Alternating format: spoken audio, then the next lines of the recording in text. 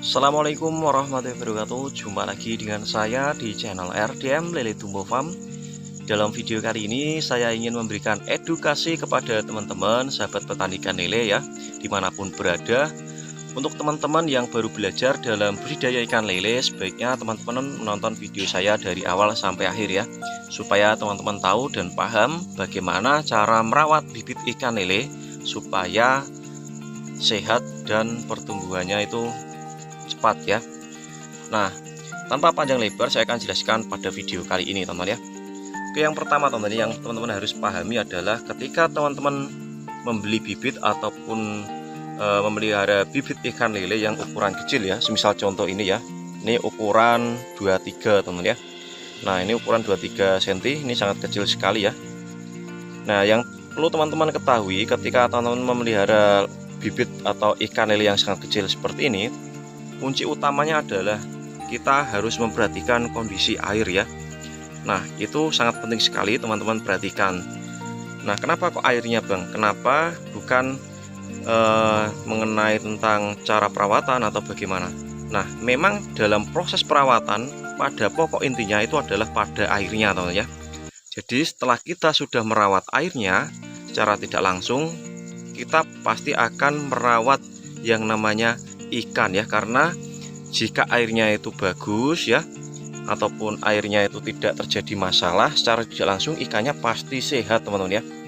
Nah, selain dari air, perawatan untuk bibit ikan lele yang masih kecil seperti ini teman-teman ya, yang masih kecil seperti ini saya akan tunjukkan ya. Ini memang sangat kecil sekali ya. Nah, selain dari air, yang berikutnya yang harus teman-teman wajib pahami adalah proses pemberian pakan ya.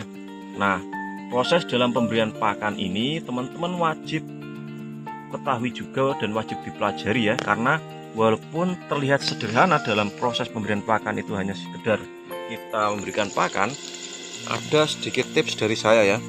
Ini saya sudah memberikan menyiapkan dua pakan untuk ikan lele saya ya. Walaupun ini ukurannya kecil, tapi nafsu makannya wah mantap sekali teman-teman ya. Coba saya akan kasih sedikit ya. Ini ketika kita memberikan pakan seperti ini, pastikan kita rendam dengan air ya.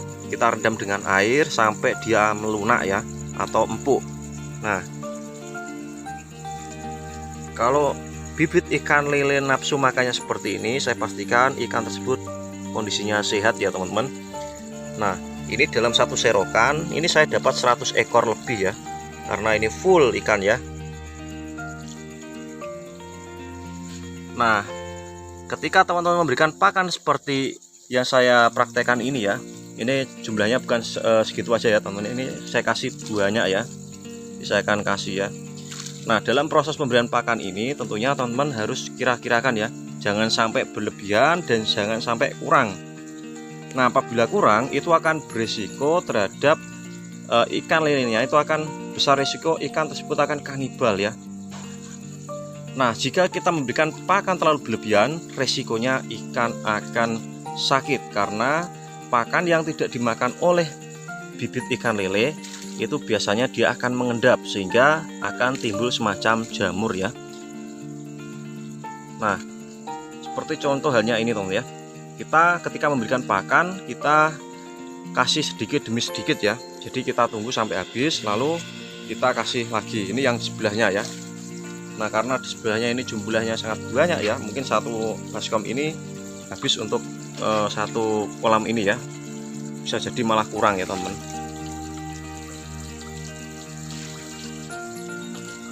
Nah, kita tunggu sampai habis. Nah, seperti contoh ini ya, ini tadi kan banyak ya, tinggal di sana aja, tinggal sedikit ya, kita tambahkan lagi. Kalau memang kurang kita tambahkan ya, jadi tambahkan sedikit demi sedikit.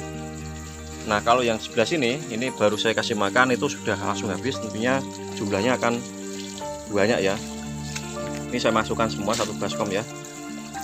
Nah, ketika kita memberikan pakan seperti ini, jangan sampai terlalu berlebihan, intinya itu aja. Dan untuk perawatan air itu wajib diperhatikan ya. Nah, caranya bagaimana merawat air dalam kolam budidaya? Caranya kita sebelum memberikan pakan, kalau bisa kita buang seperti ini. Nah, tujuannya supaya amonia yang berada di pembuangan ini tuh terbuang ya, atau dasaran kolam itu terbuang. Nah, setelah kita sudah membuang seperti itu, kita kembalikan seperti semula dan kita tambahkan air baru ya. Tujuannya supaya menjaga kualitas ikan tersebut supaya tetap sehat ya, tidak ada bakteri ataupun penyakit atau jamur ya. Nah, setelah kita sudah merawat airnya dan pakannya, teman-teman harus memperhatikan yang namanya itu jenis pakan ya. Ini penting sekali saya sampaikan untuk teman-teman. Terkadang dari teman-teman itu banyak sekali yang terkecoh dengan harga pakan yang murah ya. Walau bagaimanapun yang namanya harga mahal itu pastinya berkualitas ya. Kalau harga mahal dan barangnya itu jelek, teman-teman itu keblondrok namanya ya. Kalau istilah Jawanya itu keblondrok ya, atau ketipu ya kalau bahasa Indonesia ya. Kita kasih seperti itu. Nah, untuk yang di sini pun kita sama kasih pakan sedikit dulu. Kalau memang nafsu makannya bagus, kita tambahkan lagi. Kalau masih bagus lagi, kita tambahkan lagi. Jadi seperti itu teman-teman ya. Nah, ini kembali ke topik lagi ya teman-teman. Kemarin yang saya sampaikan tadi kan air ya, pemberian pakan, lalu jenis pakan. Nah, jenis pakan ini untuk teman-teman yang harus diperhatikan adalah merek ya. Merek ini sangat berpengaruh. Jenis merek-merek pakan itu kan banyak sekali ya. Zaman sekarang ini banyak sekali karena mungkin untuk produk-produk baru itu sangat banyak sekali bermunculan dan bersaing di pasaran ya. Nah, untuk pakan yang berkualitas yang bagus itu pakan jenis apa Bang? Mungkin teman-teman ada yang bertanya. Kalau saya pribadi ini ada rekomendasi untuk teman-teman ya. Ini sebenarnya sih tidak di endorse ya teman-teman ya. Ini cuma saya ingin berbagi tips untuk teman-teman mengenai tentang pakan yang bagus ya menurut saya ini teman-teman ya. Pakan yang bagus itu teman-teman ketika merawat bibit ikan lele yang masih kecil, teman-teman kasihlah pakan jenis PF ya, ataupun Tongwei. Tongwei itu sangat bagus sekali ya, apalagi untuk pembesaran. Wah, itu mantap sekali teman-teman ya, untuk menurut saya ya. Selain dari Tongwei, di Profit itu sangat bagus sekali untuk pembesaran ikan lele.